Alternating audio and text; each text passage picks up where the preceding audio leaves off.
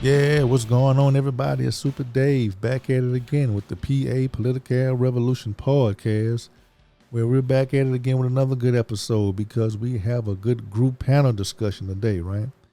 And our panel discussion is going to be going over the JP race that we have in Jefferson County. And the panel group we have today is we have Mr. Chris Smith, Dr. Queen, the Honorable Reginald Trainer, and the challenger, and hopefully will be the new JP, Mr. Joe Guillory. And Mr. Smith, can you go ahead and give us an introduction on a little bit more what we're going to be talking about today, sir? Yes, sir. Yes, sir. Hey, this is Crystal Smith, and thank you for having me on the call today. I am calling to tell everyone that I am in support of, and I am speaking about JP candidate Joseph Guillory for Precinct 2. Let me tell you a little bit about Joe, if you don't already know. Joe has strong family ties to this city. He's a 1986 graduate of Abraham Lincoln High School, and he's a part of the Beehive. His community involvement consists of just a few of the following. One, he founded the first toy drive with JK. He supported the Angel Creek Foundation. He does routinely Toys for Tots. He's a part of the Children's Miracle Network. Joe coached Junior B's football. He's also a former law enforcement officer, so he understands the regulations and the things that we deal with on a daily basis in this community. Joe is a businessman who provides jobs in this community. He is an ideal public servant. Joe serves on the board of trustees, school board of trustees. He's a former EDC board member. He's a landlord. He's a taxpayer in this community. He's a property owner in this city. He's a voted family man, and he's also a minister of a gospel church in our local area. So when we talk about Joseph Guillory history in this community and his dedication to being an active, productive member, we can only rationalize why he's the best candidate for this office. Dr. Queen, what are your thoughts around what I just communicated? And welcome to the call this evening. Well, thank you. Thank you for having me. What I do know is what I'd like to get out to our listening audience is what we do know about Mr. Guillory's opponent. We do know that he has held this office for 11 years. He's not had an opponent in 11 years. He's a 1989 graduate of P&G. He's once also stated that his family once lived here and they had businesses here, but it's obvious it's been a long time ago. Other than the seat he holds, we can't see any other connection to this community. If it had not been for his relationship established over the years with the other elected officials, then no one would know who he is. The majority of the citizens ask, who is he? I was just recently asked, who is this man? What do you know about him? I only know what he has stated himself. He's worked as an investigator for the Parker Law Firm, who was also known as his PAC. His last election, well, not even last election, he had an election where he had two opponents. And one, he and Mr. Parker had that opponent removed from the ballot on a technicality. And the other opponent, they ruined his name in our community.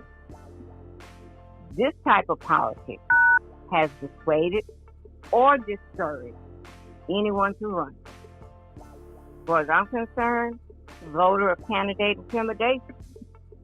So we expect that they will try and do the same to Mr. Guillory. Can I ask you a question, Dr. Queen? Yes, sir. Do you think if the other candidate lose, will he continue to live and work in the city of Port Arthur? And the reason why I ask that because since nobody really knows him and I don't really see much that he's done, what do you think about it? I don't, unless he opens up a new business, which I'm sure would not be in this exact community, I see no reason for him to stay in this community. I don't, unless he opens one during this campaign. Okay. Wow. Thank you, Dave. Okay, yes, sir. Okay, that was a great presentation, Dr. Queen. Great question. Now, since everybody don't know a lot about him, right?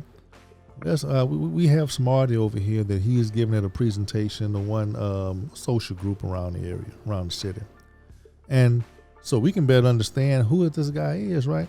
We're going to go ahead and we have some audio from him. So we're going to go ahead. I'm going to go ahead and play the audio in its entirety, and then we're going to go ahead and chop up some of the inconsistencies he may have or we may see.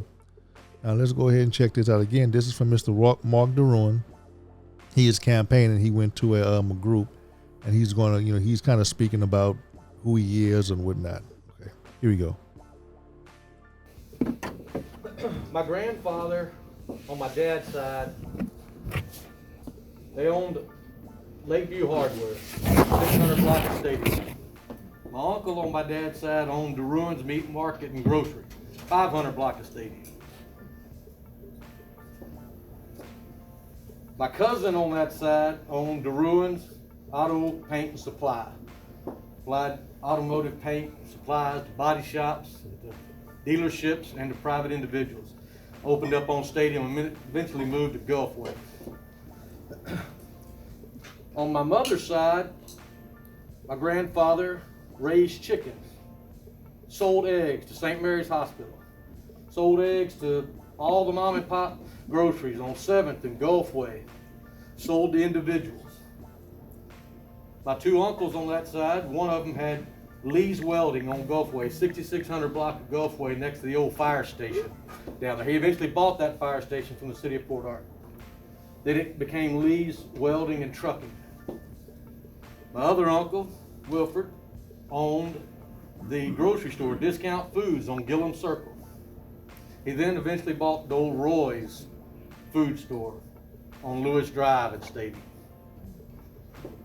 This city has given back to my family, to our family, that they continue to support them, all their businesses that they had. This led me to want to give back to this community. It's what my motivating factor was. And I wasn't sure how I was going to do that. And one day, by chance, I was at the courthouse and was renewing my tags, and I went upstairs to visit Judge Morgan. Judge Morgan was about to go into court. I knew Judge Morgan well because my dad and Judge Morgan knew each other from elementary school through high school. They graduated in 1959, TJ. He was happening to be going into court, said, come on in and sit down. After I'm finished, we can visit. The whole time that court proceeding was going on, it just hit me. This is it. This is where I need to be. This is what I need to do to give back to the community that's given so much to my family. It was probably a month later, I went back to visit Judge Morgan and sat there and watched another court proceeding. Told him my intentions, that whenever he decided to retire, that I wanted to run for that position. It was several years later before I had that opportunity to do so. I discussed it with my wife. I discussed it with my family. They were all in support of me. It's very helpful when you decide to run for office. You need everybody behind you. So then I eventually ran and was elected, thanks to the citizens of Port Arthur. I've been in the office for 11 years, and I'd like to talk a little bit about what JPs do. Not just my office, but across the state of Texas. Everyone's familiar with them typically because of Class C misdemeanors, if they get a ticket or something, or maybe a small claims case. But the court is much broader than that. We have debt claim cases, which can only be brought by lending institutions. So that's banks, credit unions, credit cards. We also have the evictions that are specific to the precinct that the property lies in. So there's no getting around that. Small claims can be filed where the defendant resides, where the incident occurred, where the contract was signed, and it's up to the defendants to bring up the venue issue if they decide that they filed it in the wrong venue. Have a hearing and determine that. In addition to those cases, we have multitude of hearings that we have to hear. We have driver's license hearings, license to carry, tow hearings, disposition of stolen property hearings, cruelty to animal hearings, dangerous dog hearings, just to name a few. There's a few others. I've just those are the ones that I'm familiar with that this court handles on a somewhat regular basis.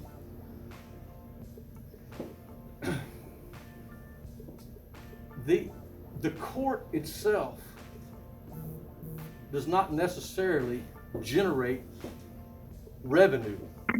It wasn't designed by the legislators to make money for the county. The district clerk does not bring in money. It is a service to the citizens of Port Arthur and of this county. And the way that you make most of your revenue up is because you get just a small snippet of the filing fees. It divides up so much to the state, so much to the county, so much to different funds, the indigency fund, the dispute resolution fund, all these things. So it breaks up so you get a very small, so the majority of your money comes from the citations, the Class C misdemeanors that people come in and have to pay.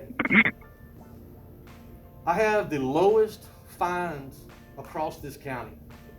And the reason that I do that is because I don't want to put an extra burden, financial burden, on individuals that come before the court that have a ticket that they have to pay.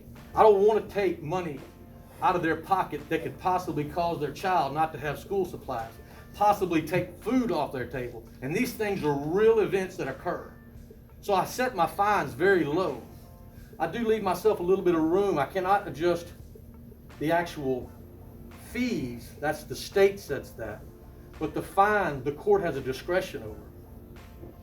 And I set those low for those purposes. And I've remained to have those fines low.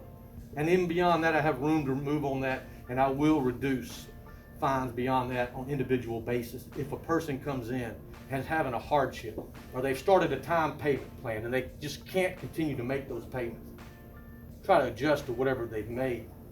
We're not trying to put people in a bind here. Yes, a law was broken. They've pled guilty, or they've pled no contest. So there's not a question about that. If they want to go to trial, we'll go to trial. But I don't try to put that burden on our citizens. We also have an inability to pay cost that the state of Texas came up with. In this area, we're hurting, not just from COVID, from the storms, from everything. So many people come out and file the inability to pay cost. I honor that. If you're going to fill out that document and you're going to sign that the judge has to review and basically spill out all of your expenses, how much money you have in the bank, how much money you make a month, how much your expenses are. Those are things that you don't normally discuss with a stranger. If they're going to come in and fill that paperwork out, I'm going to honor that. I've never denied someone who has filed an inability to pay. 4 minutes. 4 minutes left or 4 minutes in? Man, Good question. what I was, because it's going quick here. Sorry, I'm going to try to keep it under the time frame here. Also, the way we control our money is through our budget. We set a budget every year through Commissioner's Court. I have reduced my budget every year with the exception of 3. And the 3 years that I went up on the budget was because I had to, because of postage and different things that the state was requiring us to do. My budget is $65,000 lower than the next court in this county, JP Court. The others are between $80,000 and $110,000 more than my court. Have the lowest budget in the court, in the county. And I still am able to run an efficient office and keep things rolling. With that being said, I know my time's about to run. I don't want to say I was here 12 years ago when I ran. Y'all invited me to be here. I was honored then, I'm honored now. I ran then under honesty, integrity, fairness, justice for all. That is still my platform today, 12 years later. If I haven't fulfilled the platform that I promised you that I would do then, I don't deserve your support. I don't deserve your vote. I don't deserve you to go out and try to help me. But if you feel that I've kept my word and I honored what and also, not only that, also open door policy. Anyone other than ex parte, if I can visit with someone over the phone or they walk in my office, my clerks know to let them back. That was my policy as well when I ran. Open door policy. I still allow people to come in. I visited and tried to help so many people over 11 years. I can't always help everyone. I ran as a Democrat. I am a Democrat. I'm a Democrat because what the Democrats believe in is diversity. And that is exactly how I was raised. That's how my heart is. That's where my mind is. That's why I'm a Democrat, and I will continue to be a Democrat for the rest of my life. And I appreciate y'all having me here again. It means a lot to me to have you here in your presence. Okay. Yes, sir. Everybody should be online right now. Yes, I just go ahead and stop the audio right there. Now, who wants to be the first to go ahead and speak on it and kind of, speak about what you're hearing? Well, this is Chris. This is what I want to come away with an understanding from. Based on what I heard, Mr. Jerome and his crew and his opponents, he would like for his opponents and his supporters to believe that he's not responsible for low performance. So my question is this: what are the total numbers for all the precincts in the county? Is this not a result of the way that the precinct is managed as opposed to the budget set forth by the Commissioner's Court? If not, based on that budget that he was just talking about, then it would be the fault of the person in charge. However, Chris, you bring a good point on that one, Chris. You heard him say what he said. Okay. Now he said he had the lowest budget. Yeah, what you're reading right now is a response from one of his supporters. One of his supporters is identifying something that we need to pay close attention to, because we don't want to ever get misled about the difference between the budget and the profit and loss statement and the balance sheet. Right. The budget is what you plan to do. It's a target. Right. So over the last 11 years, based on what I just heard him say, is that he has the lowest budget in the county, and he has lowered his budget to accommodate the decline in the revenue. Now what we have to do now is start dissecting why these things have happened. We're talking about it's not designed to be a revenue generator. It's a service. Well, I beg to differ. Each one of the courts, each one of the county positions, as far as constables or sheriff department, even the state, everybody has a budget. Everything works together. Whatever the county does, or whatever he does in the JP that he collects, he has to turn around and disperse that. And you'll see it if you look at the financial report. You'll see a line on there that says collected for other offices. That's the revenue that is sent, that he would normally collect, and that he would send to either the state or the county. Right. So everybody is relying on what he does in his court, because then there wouldn't be such a large disparity in revenue between precinct 7 and precinct 2. So he said a few things, and I just want to highlight those things, and because it's in direct correlation or opposition to that paragraph where you were reading from, because that's what his supporter was trying to get us off of the real point when he spoke about the budget. When we look at court filings, that is the difference between precinct 2 and precinct 7. So let's make sure everybody understands that we don't want to lose this fact. There's less footsteps. There's less state and county vehicles that are driving to downtown Port Arthur to file paperwork in that court. So our question should be, why is this happening? And then he goes on to say, so y'all make notes of this, because we're going to go back and revisit this.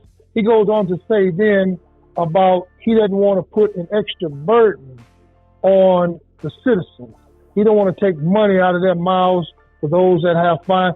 And that, man, I see and I understand where you're coming from, but as a justice of the peace, we have a fiduciary duty to do what we're elected to do. And the thing that I think he hit home with me at the very end, and I have a problem with, is where he said that he helps and he tries to help some people. Well, the job requires you to be fair to all people. See, that's the difference between me and him. I'm not going to just help the ones that say what they can't do. I'm going to make sure that whatever is in place is a fair and equitable position that is distributed equally among all. See, justice is supposed to be blind, and we're going to get into that a little more in detail, but I just wanted to make sure that we didn't miss out on how he's deflected, because the information that he's responding to was from our meet and greet that somebody had sent him the information as to what we were talking about, and then he wanted to find somehow to make that relatable or relevant to. But what you did not hear in this whole conversation was a plan. What you heard was a response to our responsibility issues. We brought the question to the citizens: why has this happened over 11 years? Who's responsible for it? When I'm elected, I'm responsible for my income and balance sheet. I'm responsible for my budget. Whatever happens, I'm going to take full responsibility for, because that's what I control. What hasn't happened in 11 years was someone to come up with a solution to make, if it's not a profit center. Let me go back to this. If each one of the systems is not designed to be a profit center, I understand that.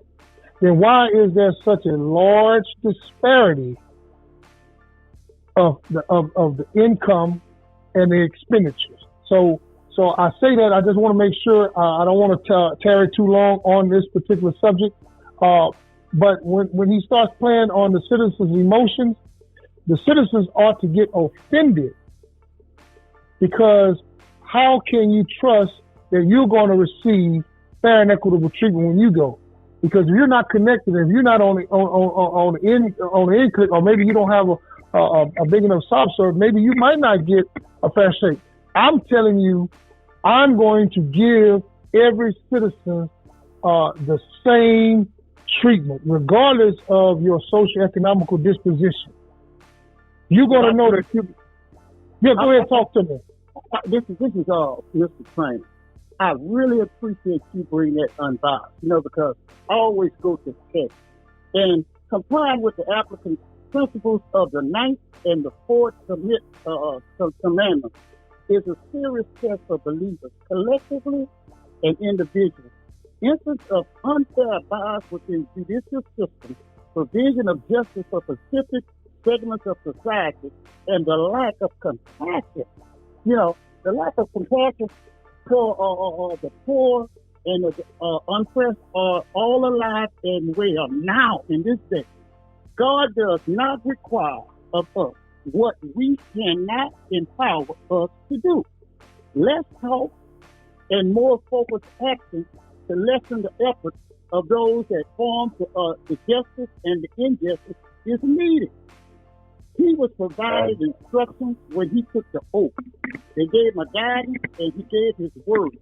Empower the applicant's spiritual skill and guarantee his presence and power to assist all. You cannot say, I didn't want to go ahead and give them the fine because they couldn't afford this and they couldn't. Well, you're not doing your job. That's the reason why they're taking it out of his court and going to the president's court. Because they know if they go to his court, he's going to cut it. If I gave you a ticket for $10 and you cut it to $5, I don't get for $2.50, you get $2.50. Who does that? That's the reason why the city of Port Arthur is not the valley that it needs to be.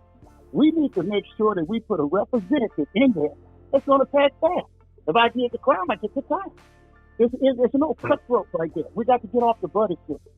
I just want to throw that in. Absolutely. And I like to piggyback on that, Reverend Trainer. Transparency. Transparency. That's the word I don't hear in a lot of things that he's saying. And also, Dr. Queen, when I was listening to the audio, all the information he was sharing is dated. Okay, what you did 30 years ago is not what we need 30 years future. Okay, Exactly. if you don't have a future investment right now where we are, how can you tell me you looking through a mirrored glass? Okay, we're not looking back. We're looking forward. We can't operate in a vacuum thinking that this is the way we used to be because this is all you see. Because that may be because you don't live there, you don't see everything. That might be a reason why you only see that. But the whole point is this: we're looking forward, and transparency is what I don't see, and I don't see no future plan as Joe just communicated, and how we can get the right equity across all landscapes, not just for those that may have the privileged few. Exactly. Appreciate it. Exactly. And I mean, we can go into what the oath was that he took. You know, if you really want to look at what the oath said. Well, let's look at that. Let's look at that, Dr. Quinn. Do you have that information available? I sure do. Can you read it? Sure. It says, I, and the name, do solemnly swear or affirm that I will administer justice without respect to persons and do equal right to the poor and to the rich, and that I will faithfully and impartially discharge and perform all the duties incumbent upon me as named under the Constitution and laws of the United States. So help me God. So when you think about what the oath is, through his own admission, he said, I try to help some people. Okay? Some people. I didn't say it. He did. He says, so this is direct contradiction to the oath that he takes. Amen. Mm-hmm. Now, You know, and then would say that justice is not blind in his court. This also goes against what the Bible says, again, about due process. And if you know anything about the word, look at Exodus 23:3. It says, neither shall thou countenance a poor man in his cause. And I can break it down to you a little easier. It says that neither shall you be partial to a poor man in his trial, just because he is poor. now, We have an issue. Now, okay, it seems like we having church up in here today. That's what I'm talking about. Now, what I want to kind of get the conversation focused on, what we just said, right? Now, could somebody let everybody know why having justice is important, right? Not being fair to one side or the other, but just doing the right thing.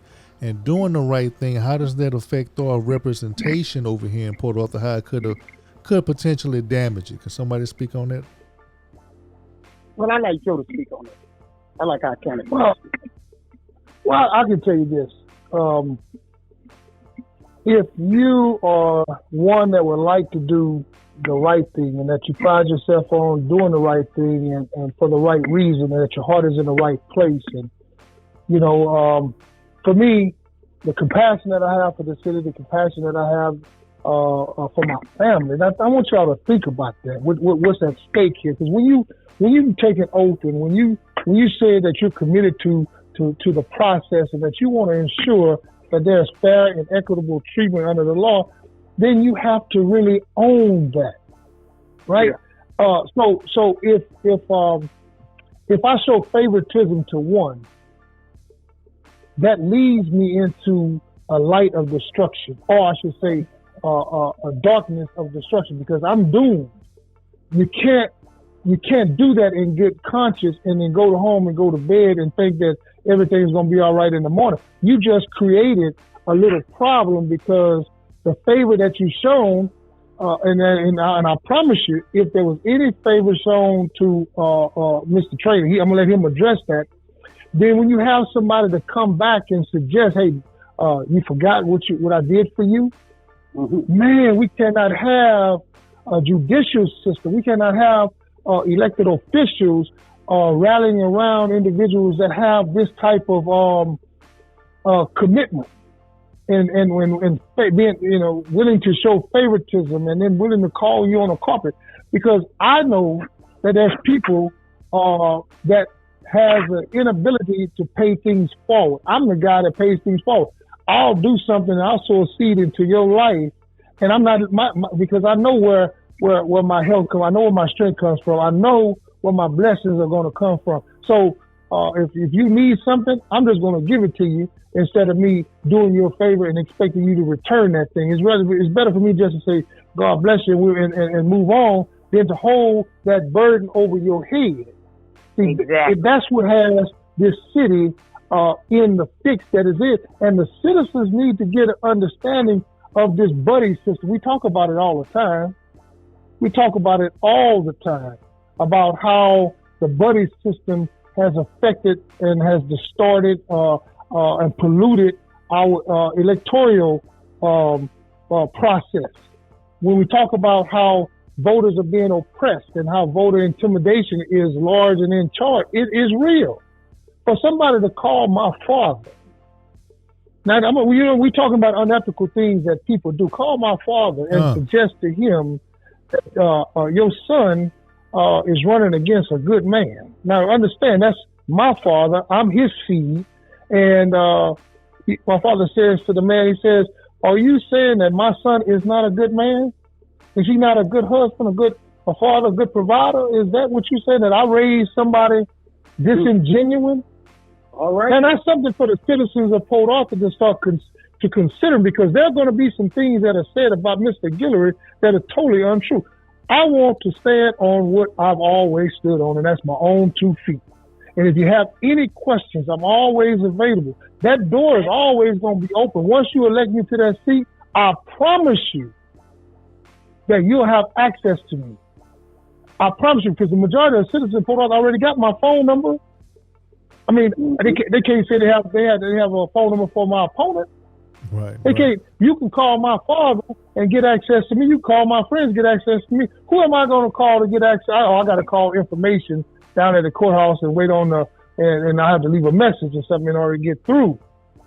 If I wanted to make an appointment to see the JP, you have my personal phone number. So when we start talking about personal commitment in this community, we start looking at the things that we are about.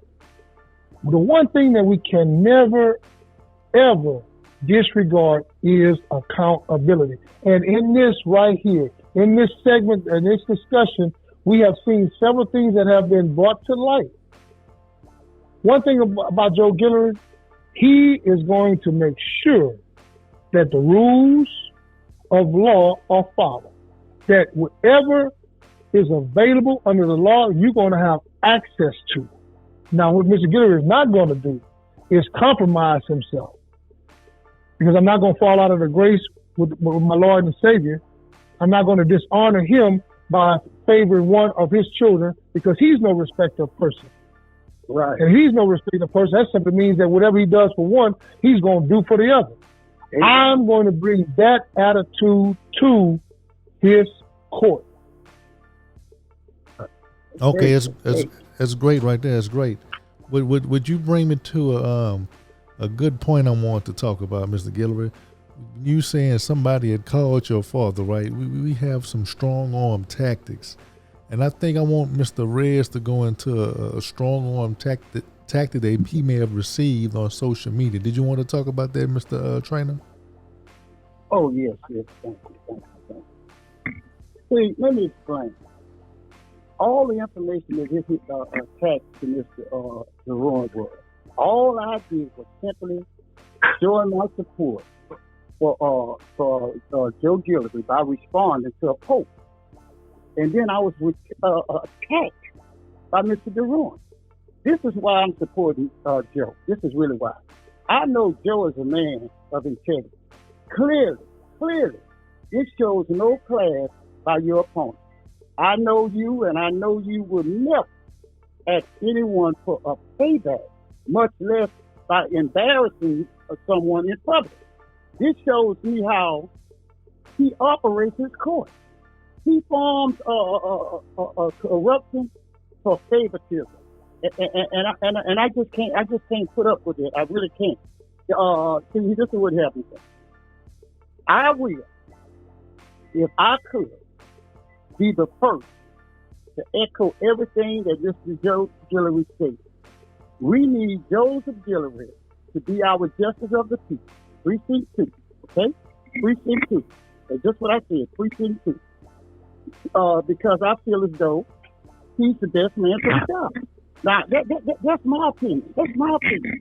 I have opinion just like anybody else have opinion. So why can't I use my opinion? That's what I'm trying to find out. Now, this is where he comes back. And this is just really funny. This is so funny. I had to laugh myself because he comes back and he says this. He says, I'm surprised. Consider all I've done for Mr. Train. But in the end, I guess just politics. Now, let me clear my own name. Because people say, oh, don't worry about it. Yes, you have to worry about that. You have to worry about things like that for the simple reason that why would he say he's surprised considering all the things he's done for Mr. Train? What have he done for him? Tell the people what have you done for him? I was in a Democratic convention on meet and greet, and he was introduced. I'm not going to say who he was introduced. He was introduced, and he went on his dialogue and said, question. I said, yes, I have a question. Being a trainer, you know, I have a question. I said, are you telling me that you've been in office 11 years? He said, yeah, that's right. I told you no. No, that's not it. I said, well, I don't know this. Because simple reason, if you've been in office for 11 years, I'm a man around town, I'm an activist. Why you and I haven't even sit down and had a cup of coffee? Why you and I haven't sit down and had a dialogue? You know, just to talk. Just to talk. That's all I want to do. So I told him this was. Now, this is in front of a bunch of people. We had our Democratic convention. I said, I know your opponent, Mr. Joe Gillespie. Him and I have sit and had a cup of coffee. Him and I have dialogue, okay?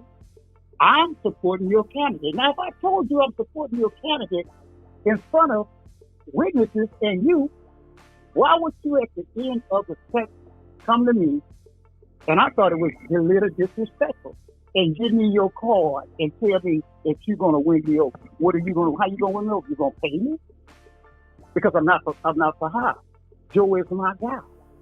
So you get on Facebook and you say what you said, and then when I retract, I'm getting out of church, man.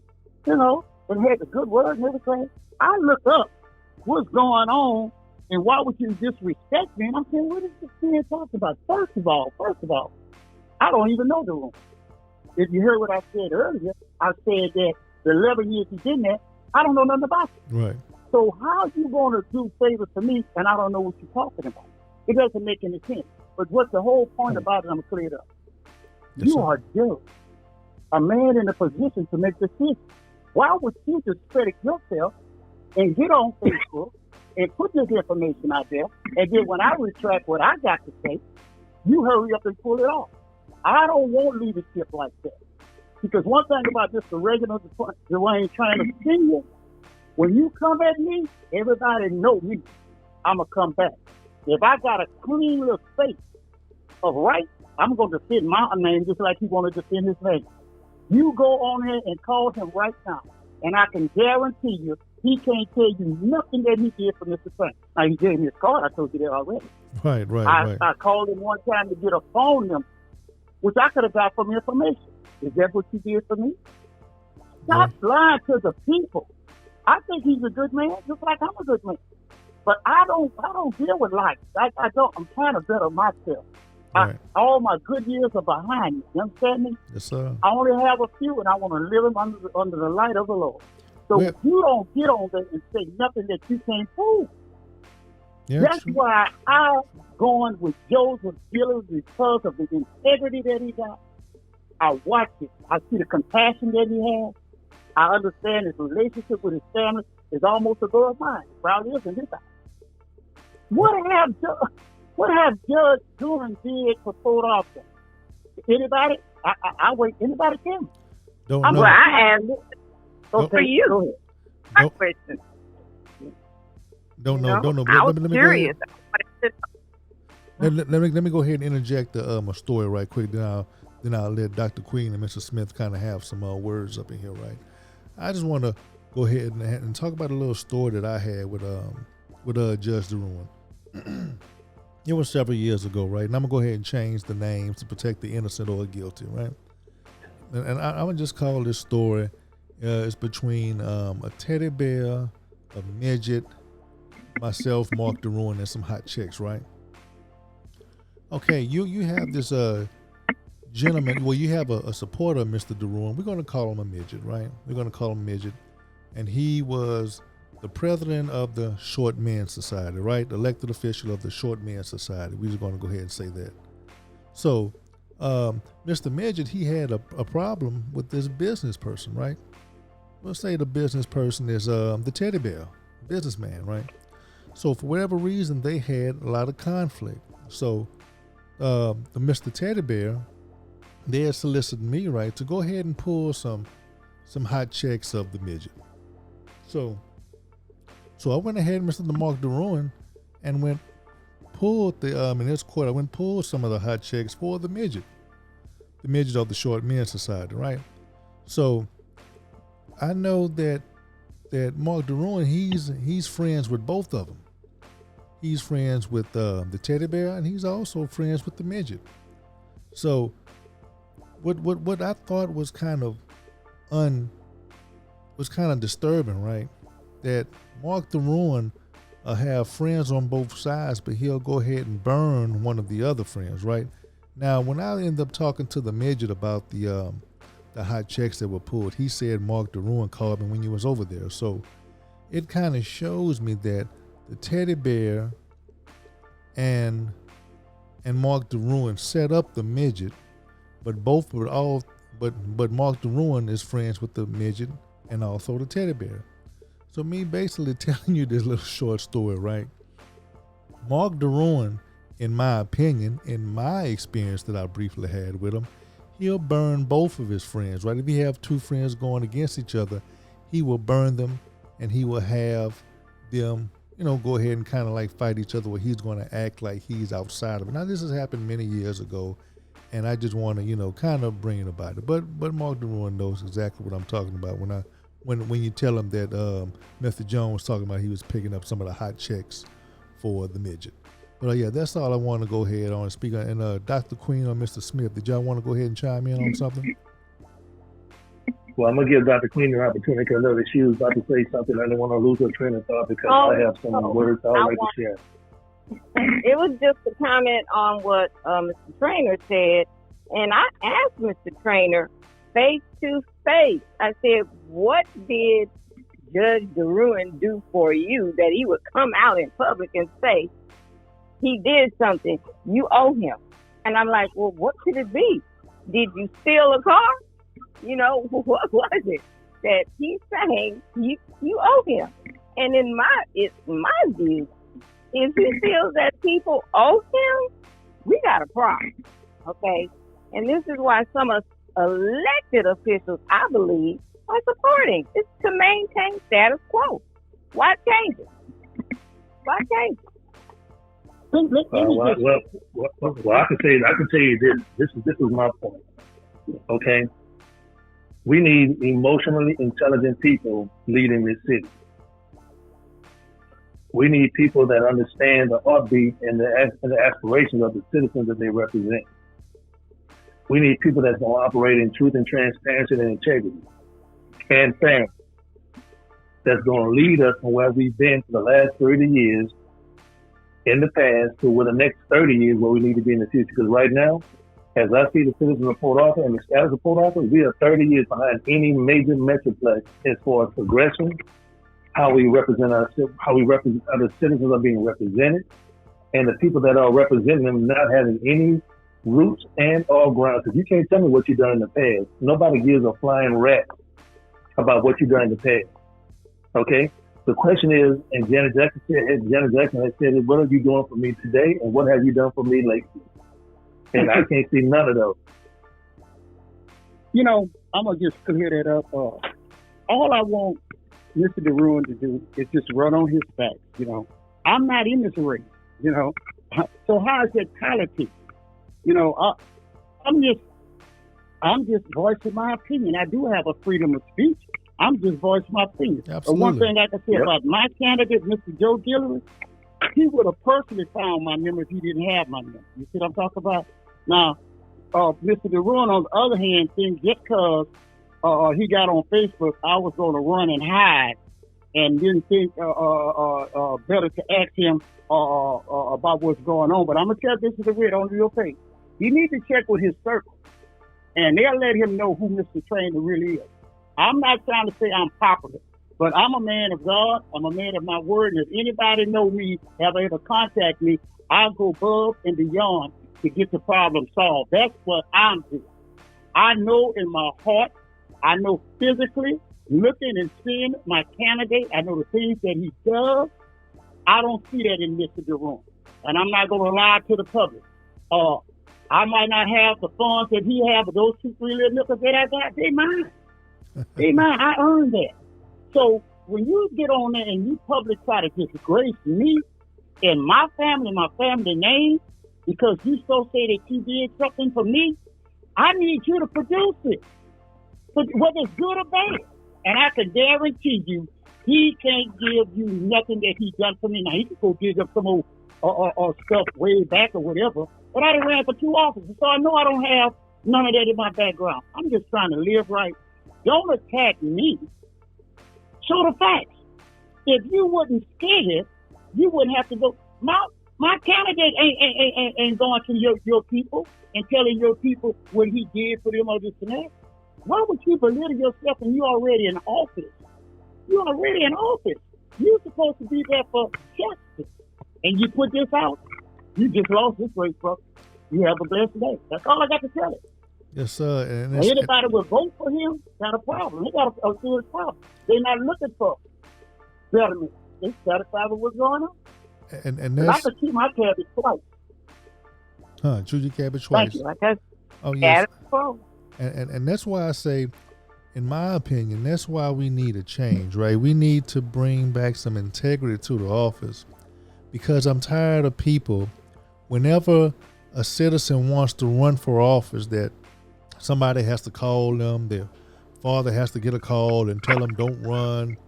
Somebody tries to low-key intimidate them by putting something on the internet saying, hey, all I've done for you, and, this is how you're going to treat me.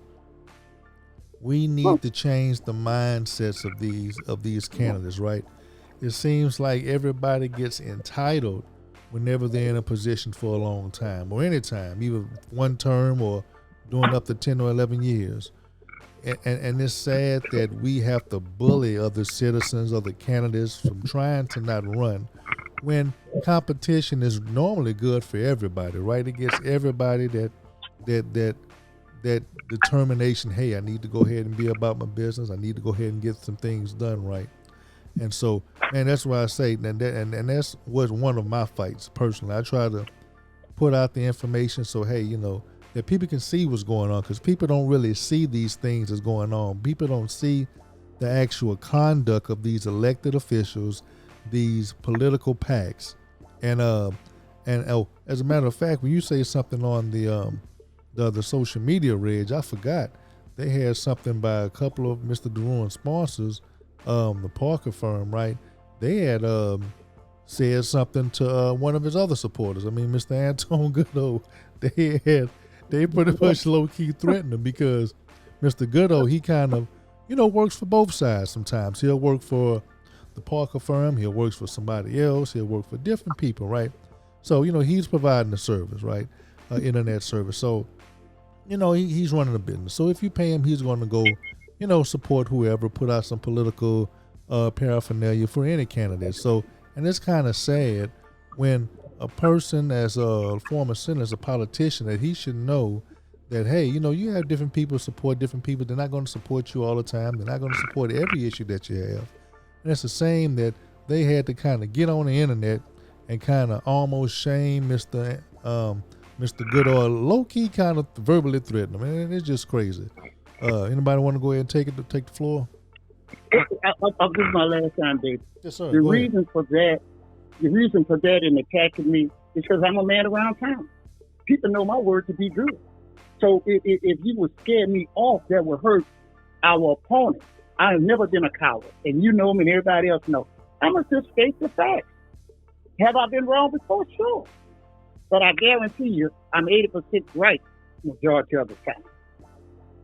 And I'm going to tell you right now, you running around here, you never had an opponent. It had to be a reason why you didn't have an opponent. In our first segment, they told you why you didn't have an opponent. You're running scared because you got a serious candidate. People are being looked at and watching you. I really, truly want you to run your race the way you need. All that picking and shooting at this and that ain't going to get it. If anything, it's going to hurt you. Vote Joe Guillory, Precinct 2, number 1 on the ballot. That's all I got to say. Yeah, and to piggyback on that, citizens should really know when their tax dollars are being abused. They need to be informed and not misinformed. They need information to help them to decide who the best candidate is, and not based on any PAC or any special interest. They need to have people that understand who we are, what we're about, where we're trying to go, what we're trying to do for the community, and be treated with equity, integrity, and respect, so that we can get what we're supposed to be getting for this location, for this area, and for this precinct. And again, Joe Guillory is the person for this particular role. I agree. Man, I thank y'all, man. I thank y'all so much to have that much confidence in me, because all I want to do is simply run a positive race, communicate to the citizens of this city. I've already sent them a letter expressing my commitment and my concern. And let me say this. Let me preface this by just making a statement. If there was not a need, I would not run. So I'm in this race to win. That's number one. Not for myself, but for the citizens of Port Arthur. My mission is simply to provide a court where justice begins and all citizens will be served with integrity, honor, and respect. A court that will be operated by someone that's efficient, compassionate, and accessible, administering the rule of law, and that guarantees justice for all. This is important to me. Secondly, looking at what the vision looks like for this court, being sensitive to the needs and being responsive to the needs of the citizens community is of the utmost importance. We're going to have to make sure that we have the updated technology that's going to help make it more convenient for our citizens, but we also got to have the technology to help us make better decisions. And I got to keep on hopping on the one thing about treating all citizens with integrity, honor, and respect, because when you do that, the citizens know that you've given them your very best. And that's what I want the citizens to vote for me for, is because of what I stand for. Look at the work that I have done. If you don't know, if you want to know, reach out to me.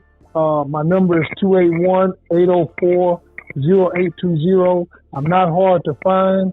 I'm here in this city. I'm not going anywhere. But I want the citizens to wrap their mind around the real issue while we're running and what we need and what this election really means to this city.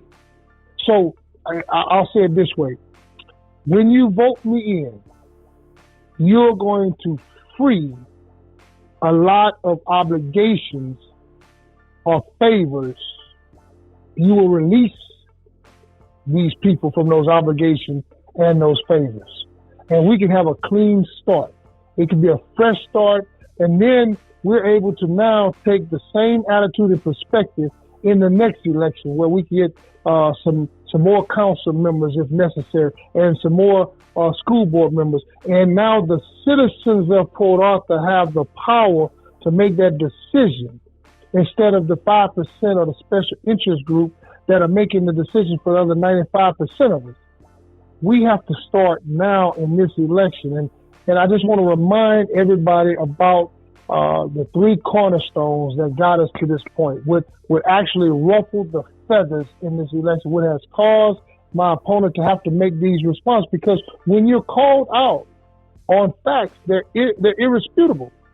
You can't dispute the facts. So when we talk about black and white, you can't dispute that. These things are recorded, actual events that have happened and occurred. You had to have done something to generate the income. You have done something to generate the deficit. So these things go hand in hand, and I just want to make sure that I reiterate to the people that the budget, don't get so sidetracked where, he says he met his budget. Okay, well, I can lower my budget to meet my budget. But what have I done to grow this office? And if you look at the history, historically, you'll see the last 11 years, there's been a constant decline. There's never, he said, well, I had to raise my budget. Well, if you look at the numbers, you won't see that on a graph. That line is a straight diagonal from 2010 directly to 2021. It's a straight line. There's no ups and no downs. So what I want to make sure that the people know, don't be bamboozled when somebody is whispering in your ear, telling you that it's not his fault. He's responsible for his budget. Now, what's at stake? That's what we hadn't talked about. And that's the cornerstones of this campaign election. We're talking about representation. We're talking about the physical responsibility in this office. And we're also talking about saving the taxpayers' money. These things are important elements that builds, that sustains our case, that will show to you, the citizens, that this office has not been managed the way it should have. We already have by his own admission, determined that what goes on the inside of the courtroom is not what he had sworn in to do. We've already established that. Now, there's some other inconsistencies that we're talking about now. And what's at stake when we say representation? See, I don't want us to get caught on the black and the white issue, because it's not a black and a white issue. It's a Port Arthur and a Mid-County issue. It's a Port Arthur and a Nederland issue. Because what numbers are they going to use when they determine? So this whole conversation started when we had a meeting on the west side of Port Arthur to have a discussion about the possibility of not replacing Constable Collins' replacement, not putting a replacement in Constable Collins after he had retired. Now, this has brought on, and when they start contemplating, they have to justify, they have to quantify, they have to make it a real reason. And this is what Judge Braddock has done. This is what we were told. This is a conversation that he's been having with the Commissioner's Court. And I am so grateful and so thankful to our commissioner for fighting so hard to make sure that we get someone in there to replace as an interim Constable Collins. We can never allow or afford to lose representation in this city. What does that look like? They're going to take these numbers that we're talking about right now, and they're going to prove to you, the citizen, that we can no longer operate this way based on these figures. Now, I don't know what figures my opponents and his supporters are using, but these figures here came from the county auditor's department. And these numbers suggest that nothing has happened in 11 years that was positive as far as the numbers are concerned. We, like I said before, we've already identified the disconnect. But let me show you what the representation issue really becomes. If they close the office, one or both, we lose jobs. That's number one. We lose those jobs downtown. But we lose a whole lot more than that, because now the power, so to speak, has shifted from Port Arthur. Now we have to take all our business to Mid-County. That's what they want us to do. We can't afford to do that in this city. So you have to participate in these elections to make sure that thing don't happen. Because right now with the elected officials, some of them that are there now, they may have already bought and drunk the Kool-Aid. And if you hadn't already paid attention to all the things that have left the west side of Port Arthur and have moved and relocated. We went from 3 high schools to 1 high school. That's representation. Yeah. We had a family unit for folks living on the west side. What we didn't do for the people was give them a job. If we would have gave them a job, they could have relocated themselves and go anywhere they wanted to go and live wherever they want to go, how they wanted to go. They were already conveniently located by all the refineries. They could have walked to work if they had to. True. But you relocated them out to 365 as if you were doing something positive for them. And you just put another Band-Aid on the problem. They still don't have a job. If you look at our median income in the city of Port Arthur and you just compare that to Nederland, Port Neches, if we had more time, I'd bring those numbers and break them down to you. It is a shame. And we're sitting in the largest refinery in the United States, and you mean that the citizens of Port Arthur County, so they play their game with you again. about who is eligible and who's not eligible. So either you're overeducated, you're undereducated, either you can pass a drug test or you can't pass a drug test. Let me tell you something. I tested for both Motiva and Valero. I interviewed with Valero. I didn't get the job. Well, why wouldn't you hire me? I mean, I don't have any of those handicaps, so to speak. I mean, how can you justify not? But I was overdressed and I was overqualified for the job. That's what I was told. Yeah, they kind That's of usually But I'm going to move on off of that. I want to get into the fiscal responsibility. The fiscal responsibility is important because that's how they're going to determine the ability or the inability to maintain this representation in Port Arthur. And so when we see who wins and who loses, Mid-County wins. Port Arthur, the city of Port Arthur loses. The citizens of Port Arthur lose in this. So when we start looking at the things that have not happened, you haven't had a choice to vote in an election in over 11 years. That in itself should alarm you, the citizens of Port Arthur. It should alarm us because I hadn't had an opportunity to vote for my choice in this election. Looking at the voter suppression and the voter oppression, it's real. Because right now, we see our prominent elected officials using their influence to persuade you. Now, how is it that a man that has served 11 years in this community can rely on someone else to introduce them to the citizens of Port Arthur? Now, that don't really make a whole lot of sense to me. I want you to judge us by the work that we've done and let my work speak for itself. And not the 5% of the interest group or the small interest group or special interest group that have been promoting my opponent. You and I can put a stop to this form of voter suppression. Special interest groups have stagnated the growth of Port Arthur.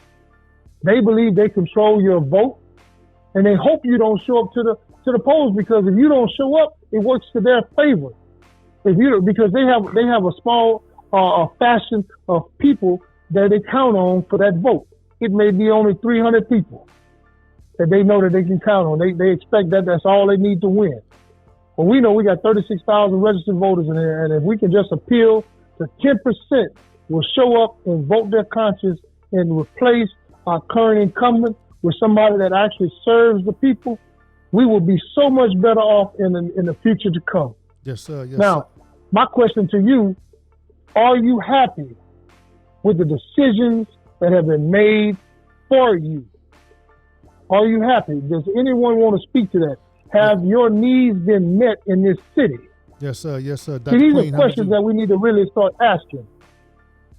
Yes, sir. Dr. Queen, how would you step in there? Mr. Giller, you can go ahead and take a breather, sir. Take a good breather, drink some water right quick. Go ahead, Dr. Queen. Go ahead and test that.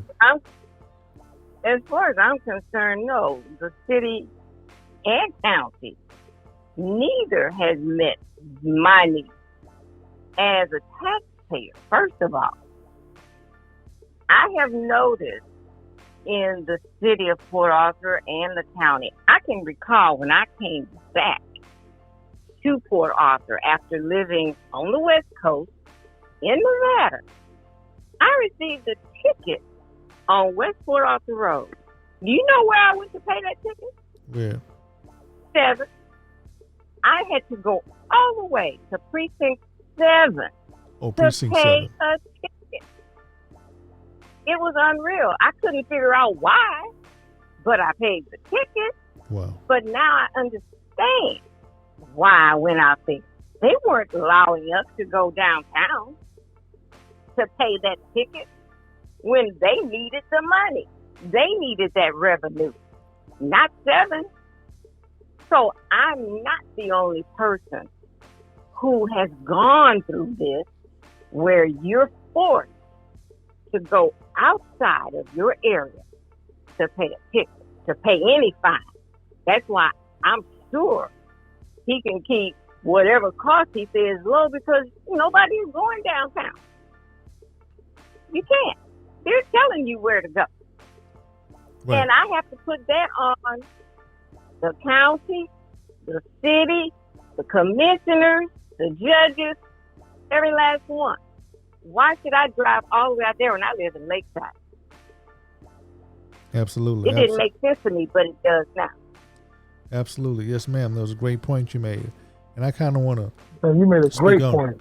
Absolutely. I want to speak on a subject Mr. Giller was talking about. As far as like with these PACs, right?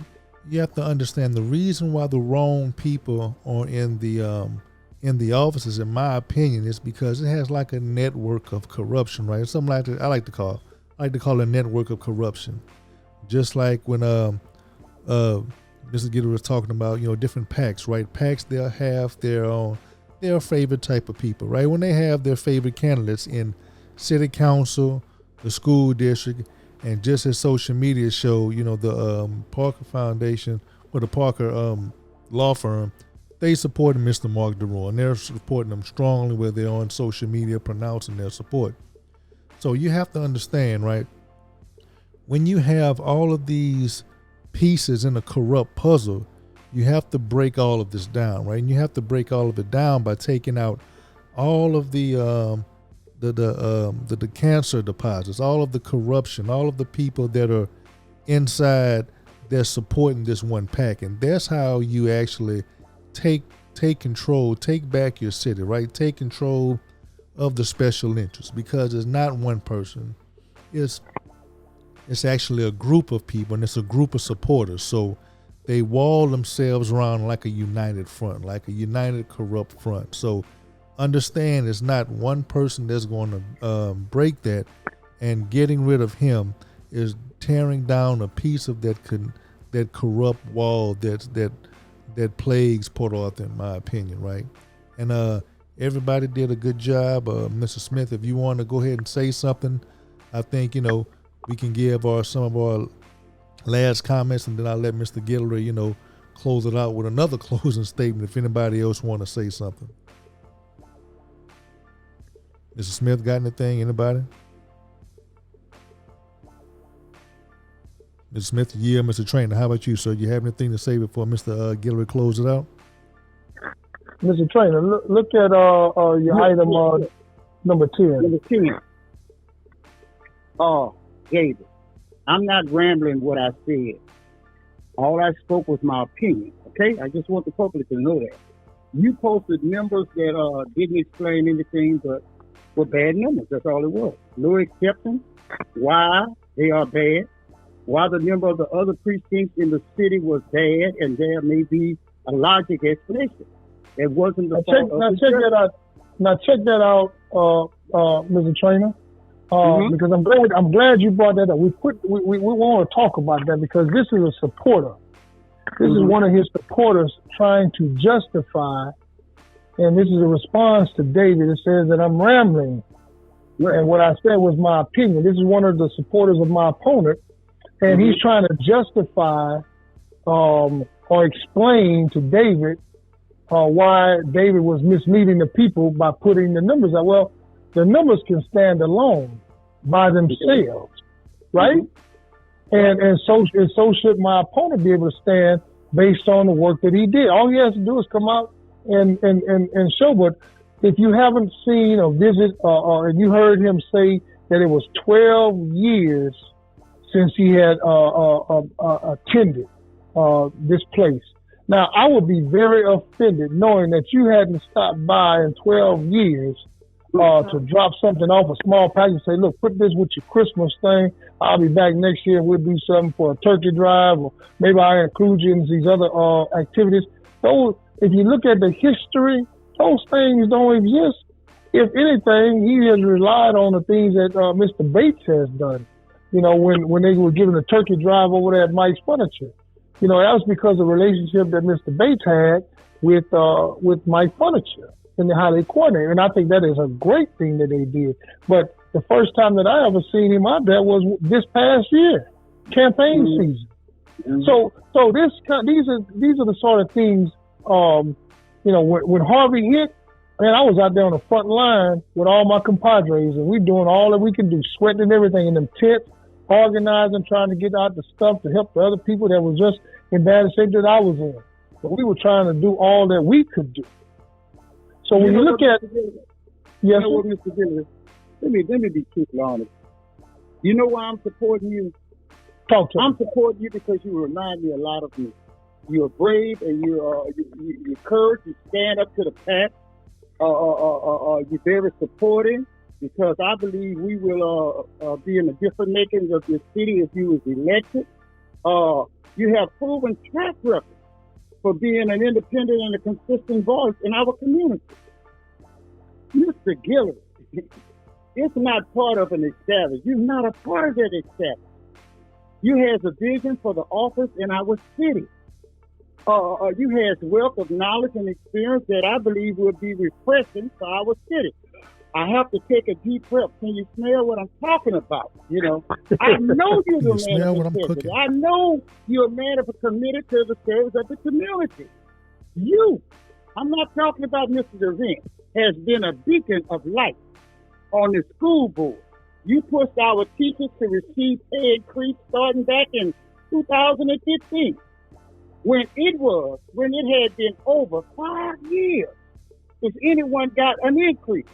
You also identified areas on our school budget that we should take close attention, which caused us to have the audit to develop a plan to better manage our school district. So this is not the first time you, Mr. Gidley, has spoken up on finance issues.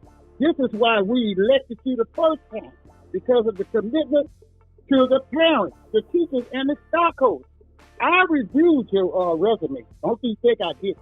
And I'm completely sold that you is more than qualified and capable for doing the job. I completely support you, Mr. Gidley. And with that said, I drop the mic. God damn. Hey, Oh, thank okay. you, Mr. Trainer. Reg, who are you supporting, Reg? Thank Reg, you, who do you Mr. Trainer. support? Do you support Mr. Gillard? I support. Who do I support? If they didn't tell you who I support, then I'll tell you verbally. Joseph Gillard. If you- Precinct 2, number 1 on the ballot, and I'm a preach that all the way till he get into the office. If you Hello, didn't know. somebody. And you know what? Mr. Trainer knows I'm one of those fighters. Yeah, I- you like me. You like Oh. me. That's why I call you queen. Yes, I will take you on. You Yes, know, ma'am. Yes, ma'am. That's me. That's the type of person I am. I grew up in this. So And if you see, the whole deal is that Chris, you, me, David are fighters.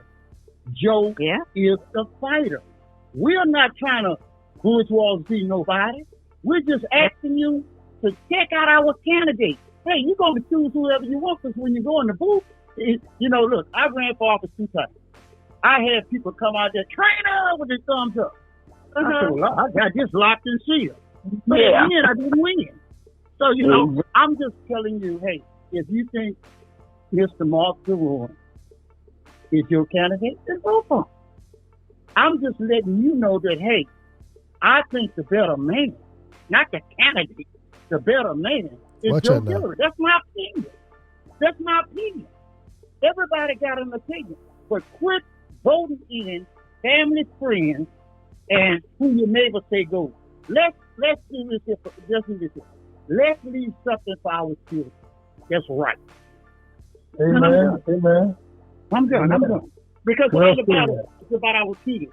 Yes, that sounds great. That sounds great. It sounds like a good point to wrap it up. Did you want to give a closing statement, Mr. Gillard? Yeah, let me say this to the citizens of Port Arthur, who I love dearly, and I want you to feel this when I tell you how much I love you. I am Joseph Gillard. I'm running for Justice of the Peace, Precinct 2, and I would like your support and your vote, most of all, in this election. And I want you to know that I serve at the will of the people and by the people, and I want to return that power to the people. I believe in this city and what this city could be, a city that's free to decide its future, independent, a trendsetter for our neighboring cities, prosperous to dream and to blossom and to grow into what it could be and what we should have it to be. This city can be all we desire to be if we just participate in this election. Our future should be what we desire to be and not what special interest group would have us believe it can't be. Special interest groups only serve its own needs and not the needs of the people. Our vote matters. Our vote sends a clear message in this election of our expectation for growth and for change in this city. Our vote represents the change that we need in this city, the ties that we need to break with nepotism and favoritism and all those isms, and allow this city to prosper the way it should be. Our vote will determine our destiny. I will serve you with honor, integrity, and respect. And our decision in this election will prove our commitment to a better Port Arthur. I'm Joseph Gillard, and I'm running to be your Justice of the Peace Precinct 2, and I approve of this message. Hey, and that came to a good closing to a great podcast. And I want to thank everybody being on the podcast for participating and explaining everything to the citizens. That's what I try to do with this podcast. Try to put out information that people come up with their own conclusions, some information you may not know, and some things that other news agencies won't let you know. So appreciate everything. And I want to say, everybody, appreciate you for listening, and take it easy. Peace.